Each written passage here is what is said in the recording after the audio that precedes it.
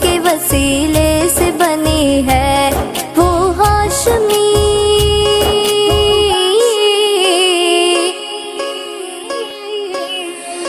وہ ہاشمی ماں کی مدنی العربی ہے، وہ میرا نبی میرا نبی میرا نبی ہے، وہ میرا نبی میرا نبی میرا نبی ہے، وہ میرا نبی میرا نبی میرا نبی ہے، وہ میرا نبی میرا نبی میرا نبی ہے۔ حاضرین اسی وقت میں بلا کسی تاخیر کے بڑے ہی ادب و احترام کے ساتھ حضرت علامہ مولانا ڈاکٹر سید شاہ خلیل اللہ اویس بخاری صاحب قبلہ ادام اللہ فیضا کی بارگاہ میں عریضہ خطاب پیش کرتا ہوں، اپنے خطاب سے تمام کے اذہان اور قلوب کو منور فرمائیں۔ وعلى آله وصحبه البررة أجمعين والحمد لله رب العالمين، فأعوذ بالله من الشيطان الرجيم، بسم الله الرحمن الرحيم، ادخلوا في السلم كافة، صدق الله العظيم، وبلغنا وسندنا رسوله النبي الأمين الكريم، ونحن على ذلك لمن الشاهدين والشاكرين والحمد لله رب العالمين۔ فقد قال النبي صلى الله عليه وسلم عن علي بن أبي طالب كرم الله وجهه الكريم، قال النبي صلى الله عليه وسلم قال أدبوا أولادكم على 3 خصال، حب نبيكم وحب أهل بيت نبيكم وتلاوة القرآن، فإن حملة القرآن في ظل الله يوم لا ظل إلا ظله، أو كما قال عليه السلام۔ فقد قال الله تبارك وتعالى في شأن حبيبه الكريم تعظيما وتكريما للنبي الرؤوف الرحيم، إن الله وملائكته يصلون على النبي يا أيها الذين آمنوا صلوا عليه وسلموا تسليما، اللهم صل وسلم وزد وبارك على حبيبك ونبيك وخليلك محمد صلى الله عليه وعلى آله وأصحابه البررة أجمعين والحمد لله رب العالمين۔ نگران جلسہ فضیلت نام حضرت مولانا سید شاہ عثمان محی الدین ابو العلائی صاحب مدت فیوزہ المعروف علی پاشا صاحب قبلہ، شہزادے حضرت افتخار الصوفیہ علیہ الرحمت والرضوان دستگیر پاشا صاحب مدت فیوزہ و حفظہ اللہ، مولانا حافظ سید ظاہر حسین صاحب حفظہ اللہ، اور جمیع شہنشین پر تشریف فرما معزز اور محتشم سامعین کرام، سب سے پہلے چونکہ وقت مختصر ہے، مختصر وقت کے دوران اپنی گفتگو کا آغاز میں اس بات سے کرنا ضروری سمجھتا ہوں کہ سب سے پہلے تو میں سجادہ نشین آستان عالیہ ابو العلائیہ کو دل کی گہرائیوں سے مبارکباد دیتا ہوں، خود کی جانب سے بھی اور جتنے والدین تشریف لائیں ان تمام کی جانب سے بھی مبارکباد پیش کرتا ہوں۔ کیوں؟ اس کی وجہ یہ ہے کہ آپ کے بچوں کی تعلیم اور تربیت یہ آپ کی ذمہ داری تھی، اولاد کی تربیت کرنا والدین کے اوپر ذمہ داری ہے، آپ حضرات کی ذمہ داری حضرت قبلہ نے لی ہے اور لے کر کے ان کی تربیت کا کام مکمل کیا ہے۔ تو دراصل یہ آپ کی جانب سے عاجز درمیان میں واسطہ اور وسیلہ بن کر کے حضرت کی خدمت میں اور حضرت کے ساتھ ساتھ جمیع اساتذہ کرام اور اس کام میں دامے درم سخن جو حضرات شریک رہے ہیں ان تمام کو دل کی گہرائیوں سے مبارکباد پیش کرتا ہوں۔ دیکھیے 2 چیزیں ہوتی ہے، ایک ہوتا ہے علم، ایک ہوتی ہے تربیت۔ آج دنیا بھر میں 90 to 95% علم سیکھا جا رہا ہے۔ بچہ آج ہمارا ڈاکٹر ہے، انجینئر ہے، IAS ہے، IPS ہے، نہ جانے کیا کیا ہے، مگر تربیت کے معاملے میں ہم صفر ہوتے جا رہے ہیں۔ صرف کالج اسکول کو یا صرف دینی مدرسے کو بھیج دینا تربیت کے لیے کافی نہیں، وہ علم سیکھ رہا ہے آپ کا بچہ۔ علم علیحدہ چیز ہوتی ہے، تربیت الگ چیز ہوتی ہے۔ علم کا فائدہ بچے کو، انسان کو جب ہی ملتا ہے جب علم کے ساتھ تربیت ہو۔ تربیت کس کو کہتے ہیں آپ؟ علم ٹھیک ہے، بچہ انگلش، اردو، میتھ، سائنس جو کچھ بھی سبجیکٹس پڑھ رہا ہے یہ علم ہے۔ زندگی میں اس علم کا کیا فائدہ ہو رہا ہے اور کیسے زندگی گزارنا ہے، اس کا نام تربیت ہے۔ علم ہے، علم کیا ہے پتا ہے، ایک ہتھیار ہے، ایک چھری کی طرح ہے. چھری ہے آپ کے ہاتھ میں ہے، چاہے تو آپ اس سے سیب کاٹو، چاہے تو ہاتھ کاٹو، گلا کاٹو، آپ کا اختیار ہے. علم بھی ایسے ہی ہے. علم آپ سیکھ لیے، اچھا برا کیا ہے کدھر ہے، یہ آپ جب تربیت حاصل ہوگی تو پتا چلے گا اس کا صحیح استعمال کیا ہے. اگر آپ کو علم آ جائے، تربیت نہ ملے، صحبت نہ ملے، تو یاد رکھیں وہ آدمی بہت جلد گمراہ ہو جاتا ہے. اس کی سب سے بڑی مثال آپ کے سامنے شیطان کی ہے. شیطان کے پاس کس چیز کا علم نہیں تھا؟ ملائکہ کو وہ ایک ایک وقت میں ہزاروں ملائکہ کو علم سے بہراور کرتا رہتا. عبادت کوئی چپا ایسا نہ بچا تھا جس میں وہ عبادت نہ کرتا. عابد بھی تھا، عالم بھی تھا، عابد بھی تھا، عالم بھی تھا، مگر نہیں تھا تو وہ عارف نہیں تھا. دو آئین آ گئے تھے، تیسرا آئین نہیں آیا تھا. عابد بھی تھا، عالم بھی تھا، عارف نہیں بنا تھا. آدمی مدرسوں میں عالم ضرور بنیں گے، کسی کی عبادت کے شوق و ذوق کو دیکھ کر عابد بھی بن جائیں گے، مگر وہ علم، وہ عبادت فائدہ جب پہنچاتی ہے جب تربیت کے ذریعے سے کسی اللہ والے کے دامن سے وہ جڑ جاتا ہے، تب جا کر کے وہ عارف بنا کرتا ہے. جب عرفان ملتا ہے تو علم بھی کام دیتا ہے، عبادت بھی کام دیتی ہے. اگر عرفان خدا نہ ملے تو نہ علم کام دیتا ہے. شیطان کے پاس انبار لگے ہوئے تھے، عبادت کا بھی انبار تھا، علم کا بھی انبار تھا. تو معزز سامعین کرام، یہ خانقاہی نظام علم بھی دیتی ہے، عبادت کا چسکا بھی لگاتی ہے، اس کے ساتھ ساتھ بندے کا دل خدا سے جوڑ کر کے اس کو عرفان خداوندی عطا کرتی ہے. اصل کام یہ خانقاہوں کا یہ ہوا کرتا ہے. آج آپ حیدرآباد میں ہی دیکھ لیں، کئی خانقاہیں ہیں، نام نہیں آپ خود دیکھ سکتے ہیں، مگر یہ جو منفرد انداز طریق کے ذریعے سے جو معمولات سے ہٹ کر کے بچوں کی تربیت کا یہ جو بیڑا اٹھایا گیا ہے، یہ خلق خدا جو صوفیاء کرام کا طرۂ امتیاز ہوا کرتا تھا، اس کا ایک نمونہ آپ چلتا پھرتا دیکھ رہے ہیں.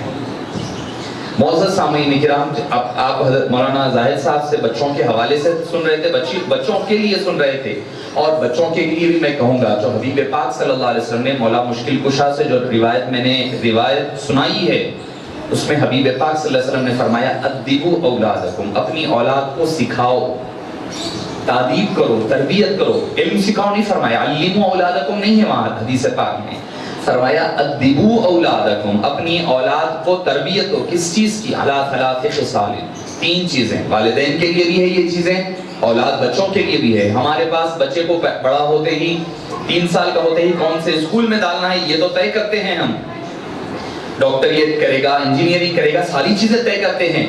مگر جو حبیب پاک صلی اللہ علیہ وسلم ہماری اولاد کو سکھانا چاہتے ہیں، کیا ہم وہ جانتے ہیں اور سکھا رہے ہیں؟ اس کا اپنا جائزہ لینے کی ضرورت ہے. فرمایا کہ ادبوا اولادکم علی ثلاث خصال، 3 چیزیں سکھاؤ. اولاد کو سکھائے جانے والی چیز 3 ہیں حبیب پاک صلی اللہ علیہ وسلم کی نظر مبارک میں. اب حبیب پاک صلی اللہ علیہ وسلم سے بڑھ کر تو کوئی محسن انسانیت ہو نہیں سکتا، معلم کائنات ہو نہیں سکتا.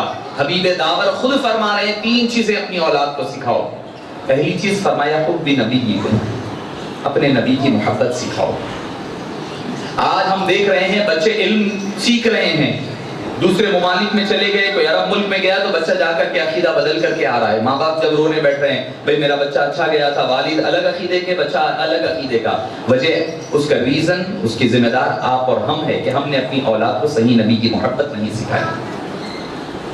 میرے اہل تشیع صاحب ساتھی تھے جو میرے ساتھ باہر کالج میں کام کرتے تھے، تو انہوں نے کہا مجھے کہ مول صاحب کیا بات ہے آپ کے پاس کہ آپ کے پاس کا بچہ کوئی اور ملک میں XYZ میں جا کر کے فوری طور پر بدعقیدہ بن کر آ جاتا ہے، مگر ہمارے پاس کا آدمی کہیں بھی چلے جاؤ دنیا میں، پھر لا کر کے 10-25 سال کے بعد وہیں چھوڑو، وہی کرتے بیٹھتا ہوں، ہٹتا نہیں. کیوں؟ میں نے وجہ پوچھی تو انہوں نے کہا کہ ہم پیدا ہونے سے لے کر اس کے بڑے ہونے تک اس کے ذہن میں، اس کی رگ رگ میں یہ بات اپنے عقیدے کو بٹھا دیتے ہیں. چھوٹا بچہ بھی ہے تو لے جا رہے ہیں وہ ماتم میں، اس کو مار کر اس کو بھی خونم خان کر رہے ہیں، سب کچھ ہو رہا ہے. تو اس کے ذہن کو تیار اس طرح کیا جاتا ہے کہ ہم اپنی اولاد کو کبھی بیٹھ کر کے نبی پاک صلی اللہ علیہ وسلم کی محبت کے بارے میں سکھایا، کبھی آپ کے ادب کے بارے میں کچھ نہیں. ہم کو پتا ہوگا تو ہم اولاد کو سکھائیں گے. تو یہ ایک پلیٹ فارم تھا جس میں آپ نے اپنے بچوں کو بھیجا، جہاں نبی کی محبت بھی سکھائی گئی. پھر فرمایا حب نبیکم، اپنے نبی کی محبت کو سکھاؤ۔ آج ضرورت اسی بات کی ہے، کیوں؟ کیونکہ آپ دیکھ رہے ہیں، اپنے اطراف کے ماحول کو دیکھیں، گستاخ نبی کریم صلی اللہ علیہ وسلم کی شان اقدس میں گستاخیاں ہو رہی ہے۔ ہمیں نہیں پتا ہے کہ کیا سوال، کیا اعتراض ہو رہا ہے، اس اعتراض کا کیا جواب ہے، ہمیں نہیں پتا ہے۔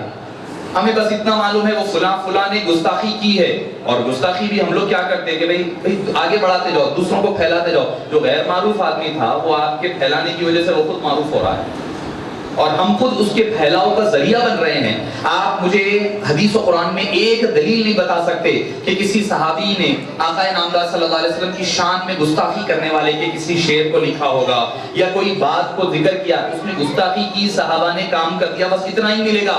کیا گستاخی ہوئی وہ لکھا بھی نہیں انہوں نے۔ یہ ادب ہے۔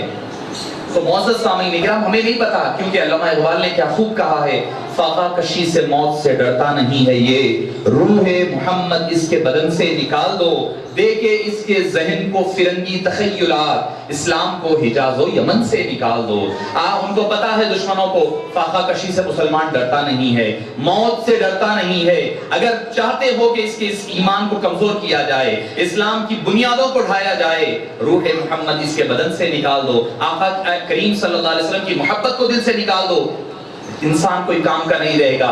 راکھ کا ڈھیر ہے، اندھیر پڑے گا، کوئی کام کا نہیں رہے گا۔ نہ جذبات ہوں گے، نہ فیلنگز ہوگی، نہ آقا نامدار صلی اللہ علیہ وسلم سے محبت رہے گی۔ نکال کر کے اس کا عشق اور محبت کو نکال دو، یہی تو کام ہو رہا ہے۔ حبیب پاک صلی اللہ علیہ وسلم نے کیا فرمایا، حب نبیکم، پہلی چیز جو سکھاؤ، نبی کی محبت کو سکھاؤ۔ ہم اپنے گریبانوں میں جھانکیں کہ ہم نے کیا اس حدیث پر عمل کیا ہے۔ پھر آپ نے فرمایا حب اہل بیت نبیکم، نبی کریم صلی اللہ علیہ وسلم کی اہل بیت کی محبت سکھاؤ۔ جب یہ محبتیں آئے گی تو نفرتیں خود بخود دور ہوگی۔ بچہ چھوٹا جب رہتا ہے، اس کی ایک مثال، آپ اتنے پودے دیکھ رہے ہیں اطراف میں آپ کے، چھوٹے سے کونڈے سے پودے کی طرح ہوتی ہے۔ پودا جب تک کہ پودا ہے، آپ جدھر موڑنا چاہے موڑ سکتے ہیں۔ آپ بھی ہم بھی بچپنے میں دیکھتے ہیں کہ کوئی بیل ہوتی ہے، اس کو درخت کو تاگا بن کر کے جس سمت میں موڑنا ہوتا اس سمت میں دھاگا باندھ دیا جاتا، وہ اسی سمت میں درخت یا بیل چلی جاتی۔ مگر وہی درخت جب تناور درخت بن جائے، شاخیں موٹی ہو جائے، اس کے بعد مڑتی نہیں ہے، ٹوٹ جاتی ہے مگر مڑتی نہیں ہے۔ بچے کا معاملہ بھی اس کوپل کی طرح ہے، اس چھوٹے سے پودے کی طرح ہے۔ جب تک کہ وہ چھوٹا ہے آپ اس کی تربیت کر سکتے ہیں۔ ہمارے پاس ہوتا یہ ہے کہ بچہ جب بڑا ہو جاتا ہے، جب ماں یا باپ کی بات نہیں سنتا، جب ماں باپ کوشش میں نکلتے ہیں کہ اب بچے کی تربیت کریں گے، نہیں معزز سامعین کرام، وہ وقت تربیت کا گزر چکا ہے۔ اب بچہ آپ کا تناور درخت بن چکا ہے، اب آپ اس کو موڑنے کی کوشش کرتے ہیں، آپ جتنا سدھارنے کی کوشش کرتے ہیں اتنا بگڑتا جاتا ہے۔ تو پتہ کیا چلتا ہے کہ بچہ جب چھوٹا ہوتا ہے، جب آپ کی گودوں میں رہنا پسند کرتا ہے، اسی وقت بچے کو سکھانا پڑے گا۔ آقا نامدار صلی اللہ علیہ وسلم کی محبت کی باتوں کو سکھائیں، حبیب پاک صلی اللہ علیہ وسلم کی آل کے کرامتوں کو بتائیں۔ بچے کہانیاں سننے کے عادی ہوتے ہیں، یہ بچپن کی عمر میں ان کو حبیب پاک صلی اللہ علیہ وسلم کے معجزات سنائے جائیں، سیرت پاک کے وہ واقعات جو عقل کو حیرت کرنے والے ہیں، حبیب پاک کے عشق و محبت کو بڑھا دیں گے۔ پھر حبیب پاک صلی اللہ علیہ وسلم سے محبت ان کے دلوں سے پھر کبھی دور ہونے والی نہیں ہے۔ تیسری چیز فرمایا حبیب پاک نے، تلاوت القرآن، قرآن کی تلاوت سکھاؤ۔ اب آپ اندازہ لگائیے کہ ہم اس راستے پر چل رہے ہیں یا نہیں چل رہے ہیں۔ نبی کی محبت سکھانا ہے، اہل بیت اطہار کی محبت سکھانا ہے، قرآن کریم ہمارے پاس اس کا کوئی نظم نہیں ہے۔ اور ہم یہ بھی سمجھتے ہیں کہ بھئی ایک صاحب کو ہم استاد کو رکھ دیں گے، ان کو 500,000 روپے دے دیں گے، وہ آ کر آدھا گھنٹہ پڑھائیں گے تو ہماری ذمہ داری ختم ہو گئی۔ نہیں ہوگی، وہ پھر علم ہی ہے۔ پھر میں وہی بات کہوں گا کہ وہ علم ہے، تربیت دینا آپ کا کام ہے۔ تربیت کہتے کس کو ہیں؟ آپ چاہتے ہیں آپ کا بچہ سچا بنے، آپ کو سچ بات بولنی ہوگی۔ آپ گھر میں بیٹھے ہوئے ہیں، کوئی دوست احباب آئے جن سے آپ نہیں ملنا چاہ رہے ہیں، بچے کو کہہ رہے ہیں جا کر بول دو کہ بابا گھر پر نہیں ہے۔ میں والدین سے مخاطب ہوں، کیونکہ حضرت بچوں کے حوالے سے عرض کیے، میں والدین سے مخاطب ہو کر کہہ رہا ہوں۔ ہم گھر میں بیٹھ کر اندر سے بول بھی جا دیتے ہیں کہ بول دو بابا گھر پر نہیں ہے، اور امید کرتے ہیں کہ میرا بچہ سچ بولے۔ کہاں سے بولے گا وہ سچ؟ اپنے آپ کو ٹٹولنا ہوگا۔ اگر آپ چاہتے ہیں کہ آپ کا بچہ سچا نکلے تو آپ کو پہلے سچ بولنا پڑے گا۔ آپ کا بچہ گالی نہ دے تو پہلے آپ کو گالی چھوڑنی پڑے گی۔ آپ چاہتے ہیں کہ آپ کا بچہ نمازی بنے تو پہلے آپ کو نمازی بننا پڑے گا۔ آپ گھر میں ٹی وی کے سامنے بیٹھے ہوئے ہیں، کرکٹ میچ چل رہا ہے، نیوز چل رہی ہے، اور آپ کہہ رہے ہیں بیٹے جا کر کے نماز پڑھ کر آؤ، زندگی میں کبھی وہ نماز بھی نہیں بنے گا۔ الا ماشاءاللہ جن کو اللہ نے توفیق دی وہ الگ بات ہے، مگر آپ اگر چاہتے ہیں کہ آپ کا بچہ نیک بنے، گھر کے ماحول کو نیک کرنا پڑے گا، آپ کو خود کو ایک آئیڈیل بننا پڑے گا، لڑکا ہو یا لڑکی ہو۔ 8-10 سال تک لڑکا یا لڑکی کا سب سے بڑا ہیرو اس کا والد ہوتا ہے، سب سے بڑا ہیرو اس کا والد ہوتا ہے۔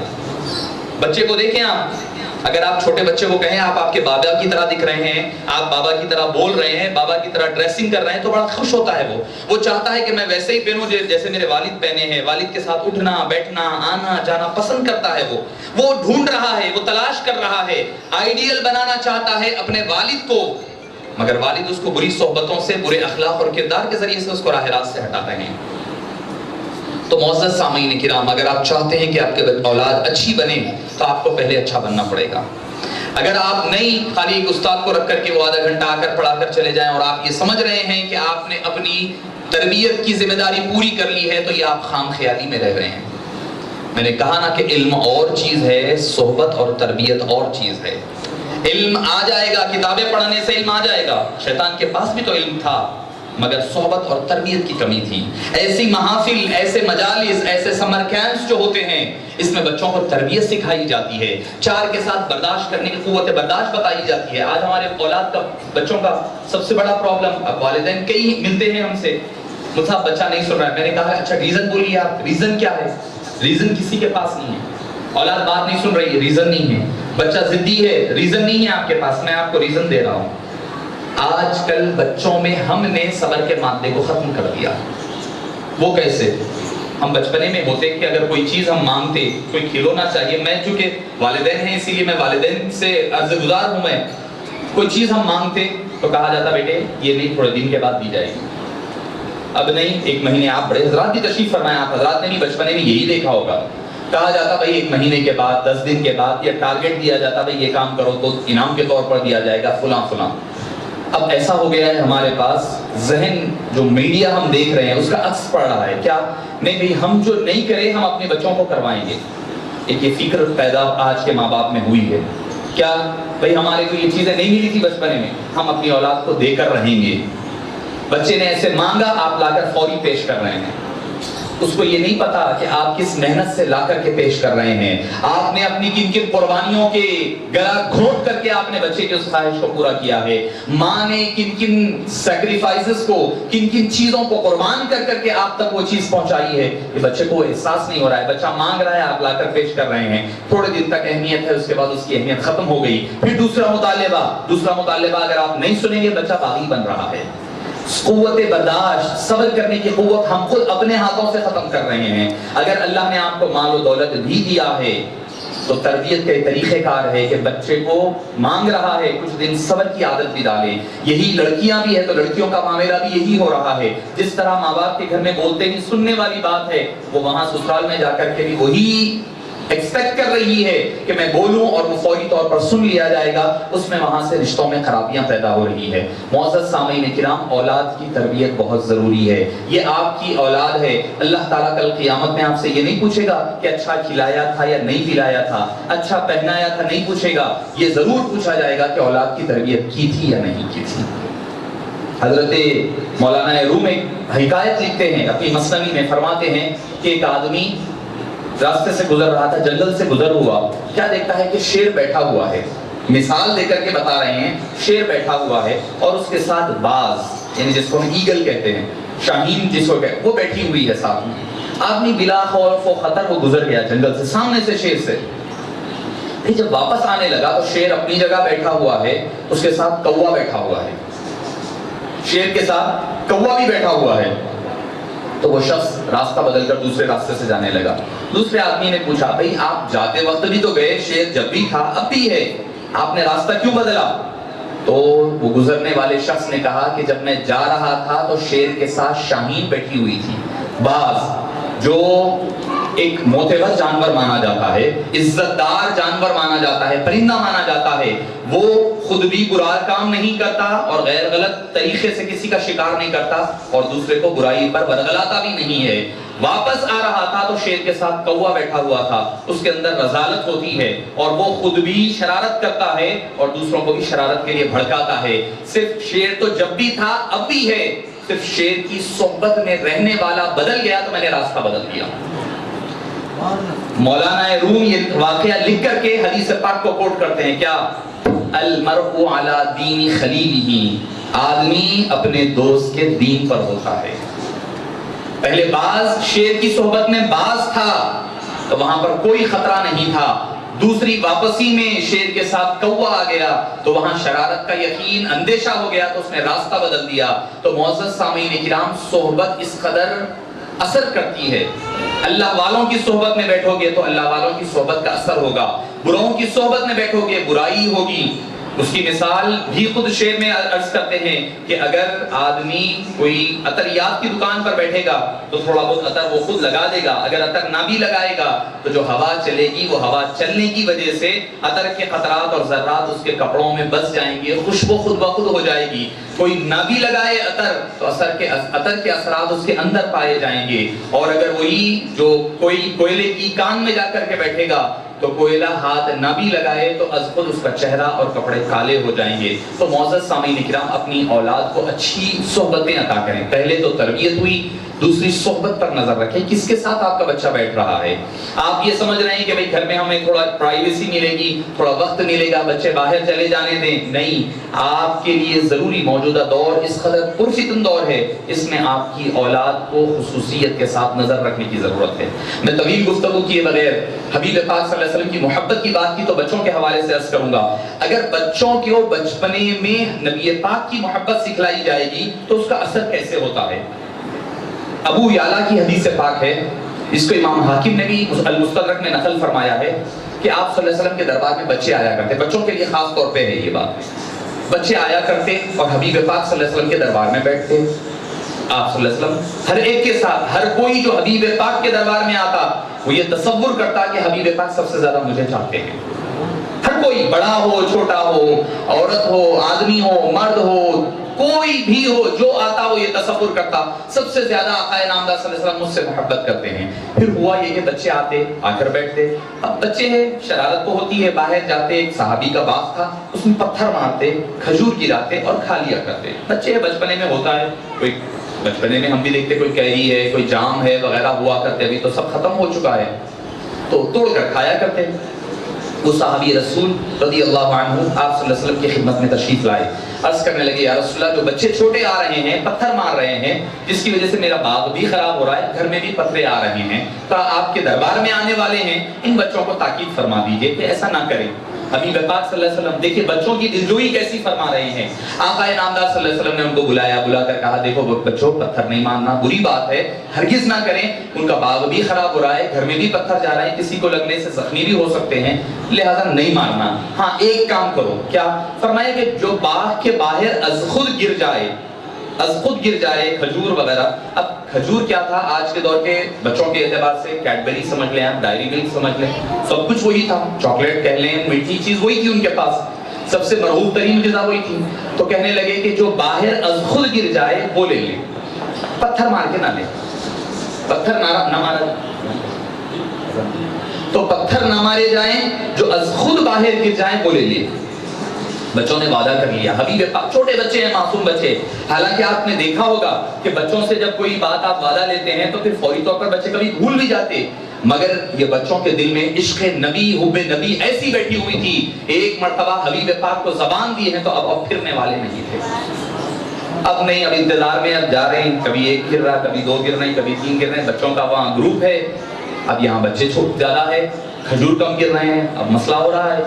اب یہاں تک تو امام حاکم نے نقل فرمایا بچوں کی تابعداری اور حبیب پاک سے عشق و محبت۔ مسند ابو یعلا نے یہاں سے حدیث پاک کو آگے لے گئے، فرماتے ہیں کہ وہ بچے پلان کریں، چھوٹے بچے ہیں، پلان کریں، گینگ پوری جمع ہو گئی اور پلاننگ ہوئی، کیا کریں گے، چلو آقا نامدار کے دربار میں چلیں گے، گئے، جا کر تھوڑی دیر ادھر ادھر کی باتیں کیے، کر کے کہنے لگے یا رسول اللہ صلی اللہ علیہ وسلم ہر وقت آپ دعا فرماتے ہیں اور ہم آمین کہتے ہیں، اب کی بار ہم دعا کرتے ہیں، آپ آمین فرمائیے۔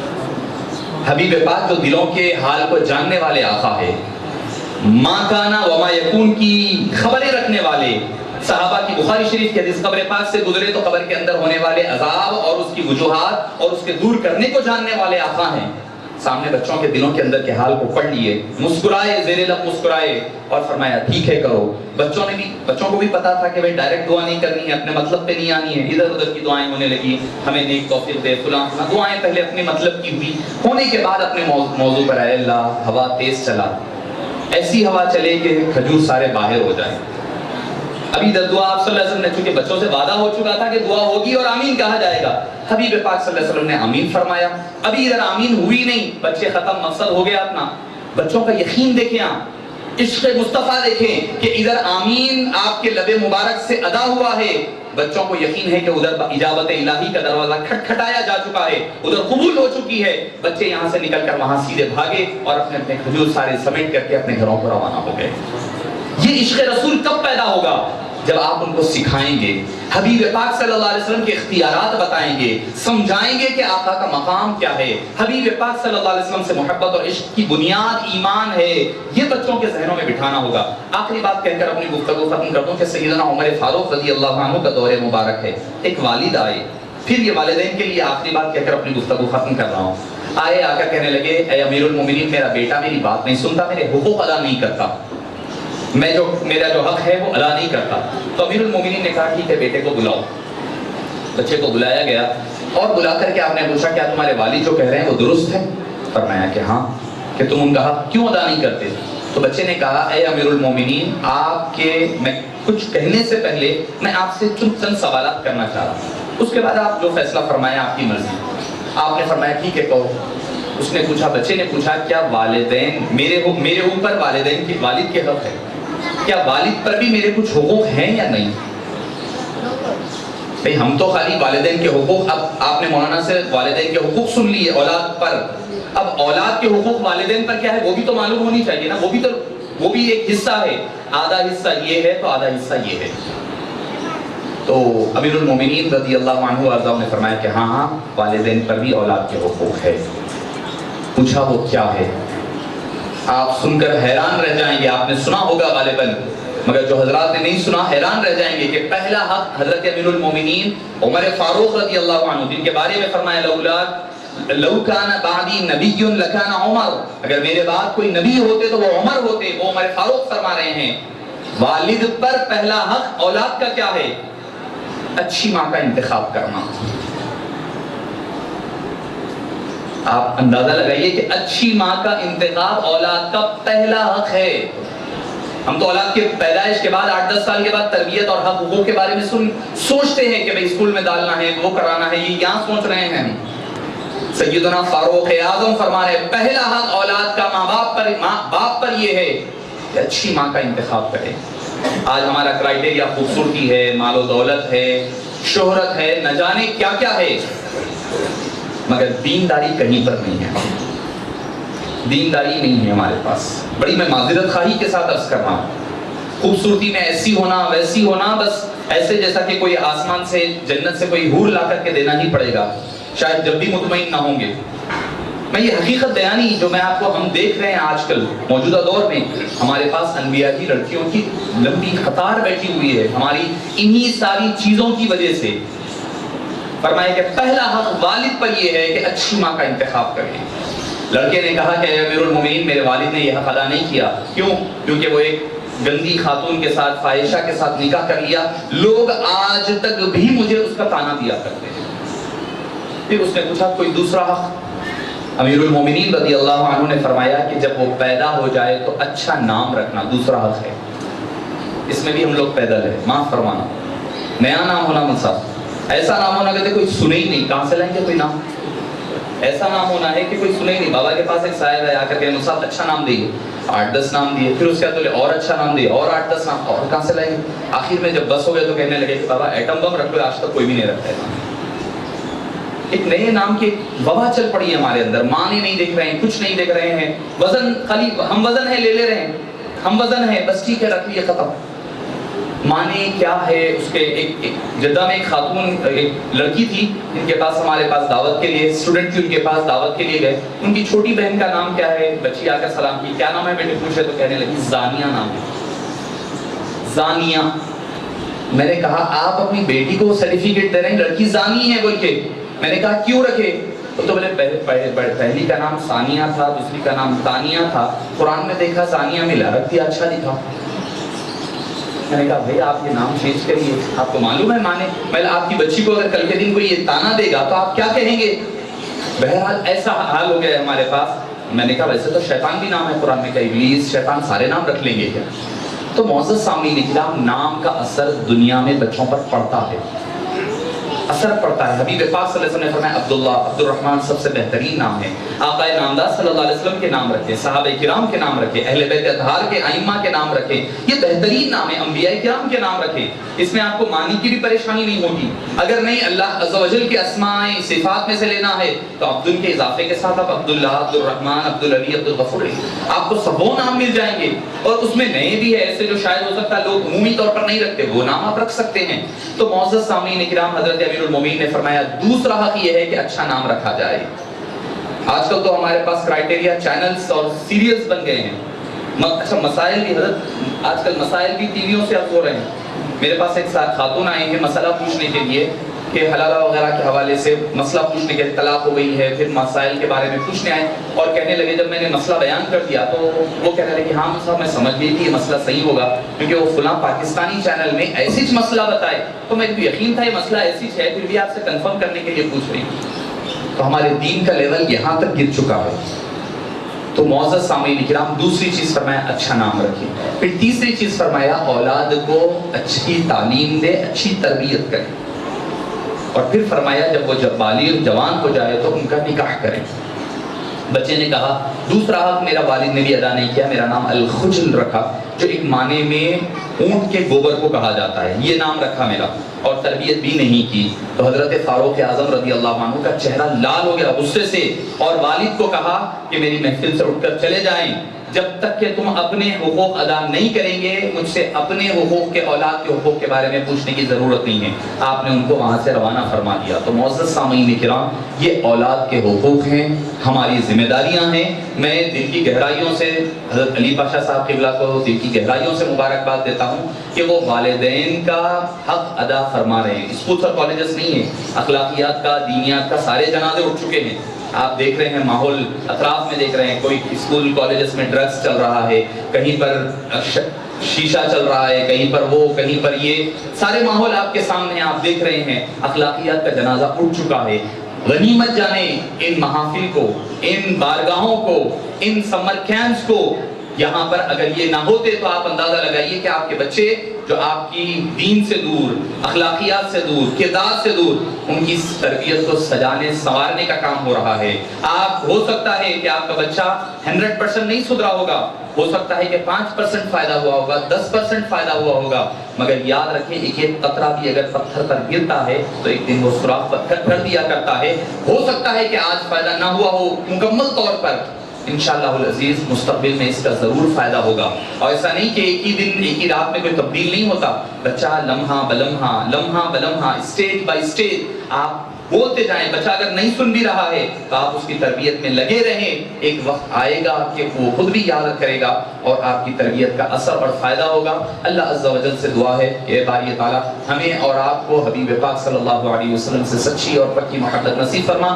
آپ کی محبت کے صدقے و طفیل باری تعالیٰ ہماری دین، دنیا اور آخرت کو سنوار دے، ہماری اولاد کو نیک اور صالح بنا، متقین کا امام بنا، ماں باپ کا فرما بردار بنا، ان کے مستقبل کو روشن فرما دے۔ اے باری تعالیٰ یہاں پر خانقاہ میں جو ذمہ داران ہیں باری تعالیٰ ان تمام کے گھروں میں، زندگیوں میں، اعمال میں خیر و برکت عطا فرما، کہ آپ کے نگرانی میں اور خانقاہ کے کاموں کو وسعتیں، ترقیاں عطا فرما، اور حضرت کی والدہ ماجدہ کو باری تعالیٰ صحت اور عافیت عطا فرما۔